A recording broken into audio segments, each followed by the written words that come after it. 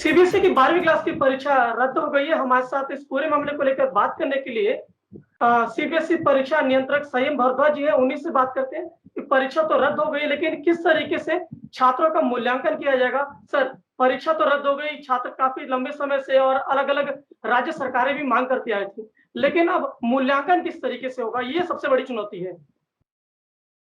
देखिए, बच्चों की स्वास्थ्य को ध्यान में रखते हुए परीक्षा को जो है वो स्थगित किया गया, या मैं कहूँगा कि उनको कैंसिल कर दिया गया। अब ये भी बहुत मुख्य बात है कि उनका किस तरीके से असेसमेंट होगा, ये हमको देखना है।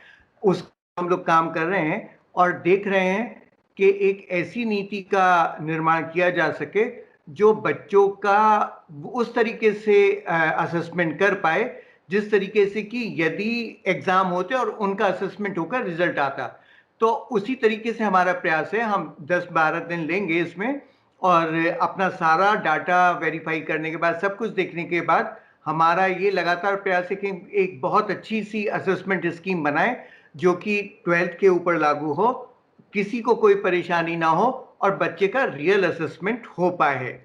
अभी ये बहुत जल्दी है कहना कि किन मुद्दों पर ये असेसमेंट स्कीम हमारी लागू होगी, किस तरीके से बनेगी, लेकिन हमारा भरकस प्रयास यही होगा कि एक असेसमेंट स्कीम जो फुल प्रूफ हो, लगभग उसको हमारी तरफ से तैयार किया जा सके।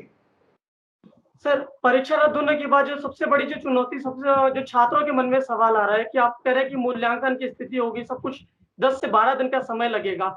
लेकिन सवाल ये है कि किस तरीके से, क्या जो पैटर्न है, जिस तरीके से 10वीं का पैटर्न अपनाया गया, यह पैटर्न क्या होगा? जो क्या लास्ट ईयर जिस तरीके से जो 12वीं के जो कुछ पेपर नहीं हुए तो उस तरीके से अपनाया जाएगा? ये तरीका क्या होगा 12वीं के इन छात्रों के लिए मूल्यांकन का? देखिए, जहाँ तक गत वर्ष की बात है, वो तो हम स्कीम इस साल लागू ही नहीं हो सकती। पिछली बार हमारे लगभग 5 लाख बच्चे ऐसे थे जिनके के पांचों एग्जाम पूरे हो चुके थे। बहुत सारे बच्चे ऐसे थे जिनके 4 एग्जाम हो चुके थे, 3 एग्जाम हो चुके थे। तब तो हम वहां पर असेसमेंट स्कीम जो लास्ट ईयर की थी उसको हम लागू कर सकते थे। लेकिन इस बार के लिए जो मैंने कहा कि क्योंकि अभी ये निर्णय हुआ है परीक्षा को कैंसिल करने का, तो अब इसमें हम असेसमेंट कैसे करेंगे? ये असेसमेंट कोई ऐसा नहीं है कि पहले से सब कुछ तैयार हो और उसके बाद उसको असेसमेंट करना है, क्योंकि यहाँ पर असेसमेंट बच्चों के एग्जाम में बिना अपीयर करे हमको करना है।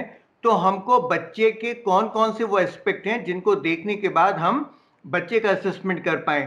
हमारा प्रयास ये होगा कि बच्चे की लर्निंग के बारे में ज्यादा से ज्यादा इंफॉर्मेशन हमको मिल पाए, और लर्निंग के बारे में जब ज्यादा से ज्यादा इंफॉर्मेशन हमको मिल पाएगी तो उसी के आधार पर कोई हम अपना सूत्र बनाकर, कोई फॉर्मूला बनाकर, कोई पॉलिसी बनाएंगे जिसके आधार पर सभी बच्चों का मूल्यांकन करेंगे। लेकिन यहां मैं पुनः स्पष्ट करना चाहूंगा, विशेष चीज जो है हमारी तरफ से वो ये होगी कि जो मूल्यांकन हमारी स्कीम बनेगी, उस स्कीम में हम लोग ये जरूर तय करेंगे कि वो फेयर हो, वो रिलायबल हो, वो एक्सेप्टेबल हो और वो लगभग लगभग बच्चे का एक्चुअल असेसमेंट कर कर हमको देती हो। सर, आपने एक शब्द कहा कि फेयर हो, किसी को उस मूल्यांकन पे डाउट ना हो। अभी से ही डाउट होना शुरू हो गया क्या? जब स्कूल में अपने हिसाब से मूल्यांकन होगा, तो वहां पर पक्षपात होने का डर बच्चों में अभी से सताने लगा है। तो उस चीज को किस तरीके से, बच्चों का जो डर है, ये किस तरीके से आप दूर करेंगे? देखिए, हमने कक्षा 10 में भी जो स्कीम बनाई है वो फुल प्रूफ है। हम लोग जानते हैं कि कहां पर क्या परेशानी हो सकती है, किस तरीके से दिक्कत हो सकती है, वो सारे पहलू हमारे समक्ष हैं बिल्कुल अच्छे तरीके से। 10वीं का अनुभव, बहुत बड़ा अनुभव हमारे पास है, बहुत सारे लोगों से हमको फीडबैक मिली है। वो हमारी स्कीम लगभग फुल प्रूफ है आज की तारीख में। हमारा वहाँ आईटी सिस्टम, हमारी वहाँ पर स्कीम, जो पॉलिसी हमने बनाई है, वो किसी भी स्कूल को वो लिबर्टी नहीं देती कि वो कोई गलत काम कर पाएगा। उसमें हमने बाहर के लोगों को भी डाला है, वो लोग उनके बारे में सारी बातों को देख रहे हैं। हमने एक 5 लोगों की टीम, जो टीचर्स की टीम बनाई है, वो भी बड़ी सुदृढ़ टीम बनाई है जिससे कि सब्जेक्ट में बच्चे की जो लर्निंग है उसको देखा जा सके। और हमने एक रेशनल डॉक्यूमेंट वहां पर बनवाया जिसमें डे टू डे की वो प्रोग्रेस जो है वो रिकॉर्ड करेंगे। इन सारी बातों को देखने के बाद मेरा मानना यह है कि हमारे स्कूल, मेरे को कम से कम बहुत विश्वास है अपने स्कूल्स पर कि जहां हम वैल्यू एजुकेशन देने की बात करते हैं, जहां वैल्यू एजुकेशन देते हैं, जहां हम विद्यार्थियों का जो है निर्माण करते हैं, उन मैं कहना चाहूँगा उन चरित्रों का निर्माण करते हैं जो भविष्य में जाने के बाद बहुत अच्छा काम हमारे लिए करते हैं, हमारी कंट्री के लिए करते हैं और समाज के लिए करते हैं। ऐसे स्कूलों में जब भी मूल्यांकन होगा, उनके लिए जो भी कार्यवाही वो करेंगे, वो बिल्कुल सही रूप से करेंगे, बिना किसी इन्फ्लुएंस में आए हुए करेंगे। और ये पहले भी होता रहा है, ऐसा नहीं है कि अभी पहली बारी इसी तरीके का मूल्यांकन होगा। पहले भी हमारा कंटिन्यूस एंड कंप्रेहेंसिव इवैल्यूएशन में मूल्यांकन स्कूलों के द्वारा किया गया है, जो कि सही रहा है। तो मेरा अभी भी विश्वास है कि जो भी पॉलिसी बनेगी वो अच्छी होगी। बच्चों को उसमें अपने स्कूल्स के ऊपर, अपने टीचर्स के ऊपर और सिस्टम के ऊपर विश्वास करना पड़ेगा, क्योंकि अगर वो विश्वास नहीं करेंगे तब उनको परेशानी लगातार होती रहेगी। अगर ऐसा होता है तो हम लोगों ने कहा भी है कि अपने बच्चे वो उस मूल्यांकन से सेटिस्फाई नहीं होंगे तो वो एक एग्जाम जो हम कराएंगे उस एग्जाम में बैठ के उनका हम मूल्यांकन कर सकते हैं और मूल्यांकन करने के बाद उनका रिजल्ट दे सकते हैं। तो सबसे पहली बात ये कि बच्चों को, अभिभावकों को स्कूल में, टीचर्स में, सीबीएसई में विश्वास होना चाहिए कि जो करेंगे हम लोग अच्छा करेंगे। इतने बड़े पॉपुलेशन के लिए एक बहुत अच्छी सी स्कीम निकालना ही अपने आप में एक प्रोजेक्ट वर्क है जो कि बहुत इंपॉर्टेंट है। उसके लिए हम सब लोग कार्यरत हैं और जब ये सब काम हो पाएगा, मैं विश्वास दिलाता हूं कि कोई भी स्कूल कोई अन्यथा काम जो है वो नहीं कर पाएगा। और मैं ये भी कहूंगा कि हमारे स्कूल अच्छे काम करने के लिए जाने जाते हैं, किसी ऐसे काम को करने के लिए नहीं जाने जाते जो नियम अनुसार ना हो, जो वैल्यूज के अनुसार ना हो। सर, जिस तरीके से आपने कहा कि पारदर्शिता बनी रहेगी, किसी बच्चे को डरने की ज़रूरत नहीं है, स्कूल पर विश्वास करने की ज़रूरत है। कदम किस तरीके से आगे बढ़ेगा कि किसी को इस पर शंका ना हो? देखिए, मैंने बताया कि सबसे बड़ी बात यह है कि हमारी एक पॉलिसी बनेगी, वो पॉलिसी बहुत ट्रांसपेरेंट होगी, ठीक है। वो पॉलिसी हम उसको ओपन प्लेटफॉर्म पर भी डालेंगे, वेब पर भी डालेंगे, सब लोग उस पॉलिसी को देख सकते हैं। सारे स्कूल्स उसके हिसाब से काम करेंगे। जो भी पॉलिसी बनेगी, हम एक रिकॉर्ड भी जरूर मेंटेन करवाएंगे, वो रिकॉर्ड हमारे पास उपलब्ध होगा। तो कोई भी व्यक्ति, मुझको ऐसा महसूस नहीं होता कि कहीं पर कहीं कोई गलत काम हो पाएगा। अभी क्योंकि ये निर्णय अभी हुआ है कि परीक्षाओं को नहीं लिया जाएगा, परीक्षाएं कैंसिल कर दी गई हैं, इसलिए आप एक गेस्टेशन पीरियड होता है, एक समय चाहिए होता है, मिनिमम समय चाहिए होता है जिसमें हम उसका निर्धारण कर सकें। तो ये नीति निर्धारण करना, उसको पहले सारे डाटा को पढ़ना और सब कुछ करना, हम अपना वो काम करें और जब एक नीति लेकर आएंगे आपके सामने, वो सही होगी। मेरा पुनः निवेदन ये होगा कि सबसे पहले हमको हमारे पूरे समाज को, हम लोगों में, बोर्ड में, स्कूलों में विश्वास रखना पड़ेगा और देखना पड़ेगा कि वो किस तरीके की है। तो वो पारदर्शिता हम हर लेवल पे बनाएंगे। स्कूल भी रेस्पॉन्सिबल होंगे, जो लोग जिस तरीके से भी नीति का निर्धारण होगा वो भी रेस्पॉन्सिबल होंगे और किसी भी चीज को क्वेश्चन करने का अधिकार होगा। सर, लेकिन फिर से वही सवाल आएगा, क्या मूल्यांकन का तरीका पिछले 3 जिस तरीके से कहा जा रहा है कि 10th, 11th और 12th में जो प्री बोर्ड हुआ है, वो तरीका अपनाया जाएगा या तरीका क्या अपनाया जाएगा? देखिए, ये बहुत जल्दी होगा कुछ भी कहना कि क्या तरीका होगा, लेकिन ये जरूर है, हम लोग ये चाहेंगे कि बच्चे के बारे में, उसकी नॉलेज के बारे में, जो उसने नॉलेज एक्वायर किए उसके बारे में जितने भी सोर्सेज से हमको इंफॉर्मेशन मिल पाए, जिससे कि हम उसकी नॉलेज को बेटर वे में प्रिडिक्ट कर पाए, ठीक है। और वो जो प्रिडिक्शन है वो एब्सोल्यूट हो, लगभग करेक्ट हो। उस स्थिति के लिए, उस नीति के लिए हम जाना चाहेंगे। सर, लेकिन इस तरीके से जिन छात्रों ने प्री बोर्ड का एग्ज़ाम नहीं दिया होगा किसी कारणवश, या हो सकता है क्योंकि फिलहाल की जिस तरीके से स्थिति है वो नहीं दे पाए होंगे प्री बोर्ड, उन छात्रों के लिए क्या स्थिति है? क्योंकि उनमें स्वाभाविक मन में उनके डर है कि अगर कहीं प्री बोर्ड का असेसमेंट हो गया या और कोई तरीका वैसा, या क्लास में जिस तरीके स्कूल में जो टेस्ट होते थे तमाम, उनमें नहीं दे पाए या उनका अपनाया गया तरीका, तो फिर उनके लिए क्या स्थिति होगी? देखिए, अगर कोई भी प्रॉब्लम होगी तो वो समाधान भी होगा। जब हम पॉलिसी बनाएंगे तो जो भी प्रॉब्लम है उसको हम भी लोग भी करेंगे और उस प्रॉब्लम का समाधान उस पॉलिसी में दिया जाएगा। कहीं कोई पॉलिसी में इस तरीके की प्रॉब्लम नहीं होगी कि कोई बात हो किसी स्टूडेंट ने कोई परीक्षा दी, किसी स्टूडेंट ने कोई परीक्षा नहीं दी, कहीं 2 बार ली गई, कहीं 1 बार ली गई, कहीं नहीं ली गई, कहीं ऑनलाइन ली गई, कहीं ऑफलाइन ली गई। बहुत सारी तरीके की स्थितियां इस वर्ष हो सकती हैं। उन सबका ध्यान में रखेंगे, उस सबका सॉल्यूशन प्रोवाइड करेंगे। मेरा विनम्र निवेदन है अपने छात्रों से कि वो लोग ध्यान रखें कि उनको भविष्य में क्या करना है। ये चिंता अब हमारे कंधों पर है, उसको हमारे कंधों पर रहने दें। हम ये सब काम कर लेंगे, हम इसके लिए विशेषज्ञ संस्था हैं, और जब हम कर आएंगे तो उनको कोई परेशानी नहीं होगी।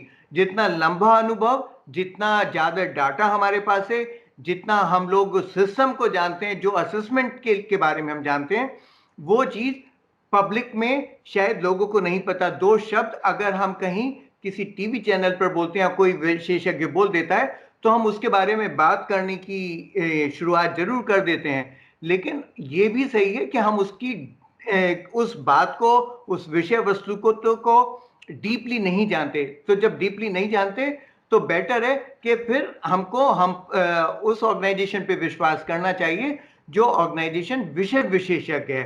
तो हम अपने को विषय विशेषज्ञ मानते हैं। हम ये मानते हैं कि हम बच्चों के हित में काम करेंगे। तो जो हमारे बच्चे, मेरा विनम्र निवेदन है कि वो लोग भविष्य में क्या करना चाहते हैं उसकी तैयारी करें। इस परीक्षा के बारे में, इस परीक्षा का मूल्यांकन कैसे होगा, इस परीक्षा में रिजल्ट कैसे निकलेगा, इस चिंता को छोड़ दें। हम लोग भरसक प्रयास करेंगे कि सही मूल्यांकन आप लोगों के सामने हम लोग रखें। सर, बहुत अच्छी बात कही कि आपने कि मूल्यांकन पर ध्यान ना दें, अपने भविष्य के आगे क्या करना चाहते हैं उस पर ध्यान दें, क्योंकि समय है, आगे बढ़ना हमें है, और उसे बोर्ड के ऊपर छोड़ दें कि किस तरीके से मूल्यांकन करेंगे। सर, लेकिन यहाँ पर एक सवाल जो बच्चों के मन में एक डर सता रहा है कि विदेश में अगर किसी छात्र को पढ़ने जाना है, तो वहां से प्रेशर आ रहा है कि कब तक आपका रिजल्ट तैयार होगा। फिर मान लीजिए देश के प्रतिष्ठित विश्वविद्यालय हो, चाहे जेएनयू हो या डीयू हो, इन सबका आपके रिजल्ट पर ही निर्भर करता है सब कुछ। तो कितना टाइम और मान के चले कि रिजल्ट हमारा आ जाएगा, और बच्चों की जो परेशानियां है, चाहे विदेश में एडमिशन लेना हो या नीट जे या किसी भी इन चीजों में एडमिशन लेना, तो उन्हें परेशान हम नहीं होने की जरूरत है, क्योंकि सीबीएसई है सबके लिए। बिल्कुल, मैं कि देखिए किसी भी छात्र को किसी भी रूप में परेशान होने की जरूरत नहीं है। मैं बात शुरू करूंगा अपने विश्वविद्यालयों से। देखिए सीबीएसई, यूजीसी, हम लोग मिलकर लगातार काम कर रहे हैं। लास्ट ईयर भी आप लोगों ने देखा कि मिलकर काम हुआ, और हमारे जो भी एग्जाम हुए, जो बच्चे हमारे इंप्रूवमेंट एग्जाम में बैठे थे, उनको भी एडमिशन का अवसर मिला। तो सरकार इस चीज के लिए जागरूक है, दोनों ऑर्गेनाइजेशन इस चीज के लिए दोनों लोग मिलकर काम कर रहे हैं। तो कहीं हमारे विश्वविद्यालयों में कोई परेशानी नहीं होगी। जहां तक जेईई और नीट का प्रश्न है, उसमें तो परेशानी होने का मतलब ही नहीं है। जब भी परीक्षाएं होंगी तो वो परीक्षा में जाएंगे और उनके आधार पर उनका एडमिशन हो जाएगा, और वो परीक्षाएं तभी होंगी जबकि समय जो है वो बहुत ही कंड्यूसिव होगा, तो उनको वहां परेशानी नहीं होगी। अब बात विदेशी विश्वविद्यालयों की। तो विदेशों में जाने वाले छात्रों के लिए मैं आपको बताना चाहूंगा कि हम लोग, ऐसा नहीं है कि हम केवल इसी काम को देख रहे हैं। हम लोगों ने अमेरिका से लेकर न्यूजीलैंड तक पूरी पृथ्वी का चक्कर लगाते हुए हमने ये देखने का प्रयास किया कि हमारे यहाँ से, भारत से कितने बच्चे किस राष्ट्र में जाना चाहते हैं पढ़ाई के लिए, उनकी कब कब क्या क्या डिमांड है। उन सब चीजों को देखकर वो परेशानियां हम लोग एनवर्साइज कर रहे हैं कि अगर कोई बच्चा, मान लीजिए मैं कह रहा हूं, पोलैंड जाना चाहता है, नीदरलैंड जाना चाहता है, तो वहां की डेडलाइन क्या है, उनको कब क्या इंफॉर्मेशन चाहिए। तो उन सब चीजों को हमने इकट्ठा किया है, और अपना ये प्रयास कर रहे हैं कि जब हम नीति बनाएंगे तो उस नीति में इन बातों को ध्यान रखेंगे कि इन छात्रों का भविष्य या इन छात्रों को आने वाली प्रॉब्लम्स का भी निराकरण वहां पर उपलब्ध हो। अगर किसी को रिजल्ट जल्दी चाहिए तो वो रिजल्ट जल्दी मिल जाए। अगर किसी को हमारी तरफ से कोई लेटर भेजने की जरूरत है किसी विश्वविद्यालय को, वो कर दिया जाए, या किसी सर्टिफिकेशन की जरूरत है वो कर दिया जाए। तो ये सारी कार्यवाही हम लोग कर रहे हैं अपनी तरफ से। लगभग 190 से ज्यादा विश्वविद्यालयों की लिस्ट मेरे पास है। कौन कब एडमिशन की बात कर रहा है, किसकी क्लासेस कब शुरू होंगी, वो ऑनलाइन शुरू करेंगे अभी या ऑफलाइन शुरू करेंगे, या उनको हमारे रिजल्ट की कब जरूरत होगी, ये सारी बातें हमारे संज्ञान में हैं, और हम इनका निर्धारण अपनी नीति के समय पर जरूर करेंगे। सर, आपने अच्छी बात कही कि छात्रों को परेशान होने की जरूरत नहीं, हमें सब हर विश्वविद्यालयों से बात कर रहे हैं। लेकिन एक और यहाँ पर सवाल ये उठता है, जो साइंस स्ट्रीम के छात्र हैं, उनका एक तरीके से सवाल ये बार-बार आ रहा है कि कई कॉलेज स्कूलों के अंदर अभी भी प्रैक्टिकल के एग्ज़ाम्स चल रहे हैं और आपने एक तरीके से कहा गया फिलहाल स्थिति जो है दबाव बनाए जा रहे हैं स्कूल आने के लिए, इस पर क्या कुछ कहेंगे? देखिए, जहाँ तक प्रैक्टिकल्स की बात है, मेरा कहना बहुत साफ-सा है कि अभी हाल-फिलहाल में जो प्रैक्टिकल एग्ज़ामिनेशन है, उनको करने की कोई ज़रूरत नहीं है। अधिकतर राज्यों में लॉकडाउन लगा हुआ है। हमको बच्चों की सेहत को ध्यान में रखना चाहिए। हम लोग वहाँ पर भी कार्यरत हैं। हम जल्दी ही इस बारे में बताएँगे कि जिन बच्चों के प्रैक्टिकल्स नहीं हुए हैं, उनका क्या किया जाए। जो हमारी अंतिम तिथि है, उस अंतिम तिथि और जो परेशानियाँ सामने आ रही हैं, उनको दोनों को देखकर हम उन दोनों के बीच में सामंजस्य बिठाने का ज़रूर प्रयास करेंगे। अगर हमको लगता है कि अंतिम तिथि को आगे बढ़ाना है, तो हम उसको आगे बढ़ा देंगे। लेकिन अभी स्कूलों से मेरा निवेदन ये होगा कि वो कंपेल ना करें किसी को स्कूल बुलाने के लिए, प्रैक्टिकल्स करने के लिए। अगर राज्य सरकार ने वो छूट नहीं दी है, स्कूल्स खुले नहीं हैं, तो वो बिल्कुल उनके पास एक, मैं कहूँगा, एक मौका है ये तय करने का कि वो देख लें कि अगर जब तक हमारी स्कीम नहीं आती है प्रैक्टिकल्स के बारे में या कोई सूचना नहीं आती है, तब तक वो बच्चों को कंपेल ना करें। और जब हमारी नीति आ जाती है, तो उस नीति का निर्धारण, उस नीति के अनुरूप वो लोग परीक्षाओं का या जो प्रैक्टिकल एग्जामिनेशन है, उनका आयोजन कर सकते हैं। सर, एक मतलब इस तरीके से ये सवाल इसलिए है कि सीबीएसई अपना रिकॉर्ड बनाने के लिए जाना जाता है। चाहे पिछले वर्षों की हम बात करें, तो रिज़ल्ट जारी करने के लिए आपने हमेशा रिकॉर्ड बनाया है। जिस तरीके से आपने काम किया, शिक्षक ने दिन-रात काम किया, हर एक चीज़ के लिए आपने रिकॉर्ड कायम किया। तो फिलहाल की स्थिति बेशक आपदा है, हम सभी इस आपदा से वाकिफ़ हैं। तो क्या इस बार रिज़ल्ट बनाने के लिए सीबीएसई रिकॉर्ड कायम करेगा इस आपदा में भी या क्या कुछ होगा? देखिए, हम लोग कभी भी रिकॉर्ड बनाने में विश्वास नहीं रखते, हम विश्वास क्वालिटी तो वर्क में क्योंकि रखते ये हैं। इसलिए मैंने कहा क्योंकि लास्ट टाइम आपने 28 दिनों के अंदर रिज़ल्ट जारी कर दिया था। जी, जी, जी। देखिए, उस सब में सारे टीचर्स का, सारे स्कूलों का सहयोग हम लोगों के साथ था। एक हमारे साथ जो बहुत अच्छी बात है, वो ये कि हमारे स्कूल्स बहुत अच्छे हैं, हमारे प्रधानाचार्य बहुत अच्छे हैं, हमारे टीचर्स बहुत अच्छे हैं। एक दिशा निर्देश उनको दिया जाए या एक आदेश उनको दिया जाए, उसकी पालना के लिए वो जो है सब कुछ हिला डालते हैं। तो मेरा विश्वास ये है कि जहाँ कहीं भी हमको उनकी मदद की ज़रूरत पड़ेगी, वो हमारी मदद करेंगे और उनकी मदद के बिहाफ़ पर ही हम अपने कार्य को जल्दी से समाप्त कर पाएँगे। ये मेरा प्रयास है। तो हम लोग क्वालिटी वर्क करने की बात करेंगे, गलतियाँ ना करने की बात करेंगे, ना कि हम कोई रिकॉर्ड बनाने की बात करेंगे। सर, आपसे आखिरी सवाल होगा कि 10वीं का रिज़ल्ट पहले देखेंगे कि 12वीं का रिज़ल्ट छात्र पहले देख पाएँगे? देखिए, मेरा बहुत सीधा-सा मानना ये है कि अभी 10वीं और 12वीं दोनों के काम शुरू हो जाएगा। अभी 10वीं का तो शुरू हो चुका है, 12वीं का भी शुरू हो जाएगा। तो हमारा प्रयास ये होगा कि जब तक हमारा 12वीं का आगे तक जाकर करेंगे और जो हमने लास्ट डेट दी है, तब तक शायद 10वीं का काम स्कूल खत्म कर चुके होंगे।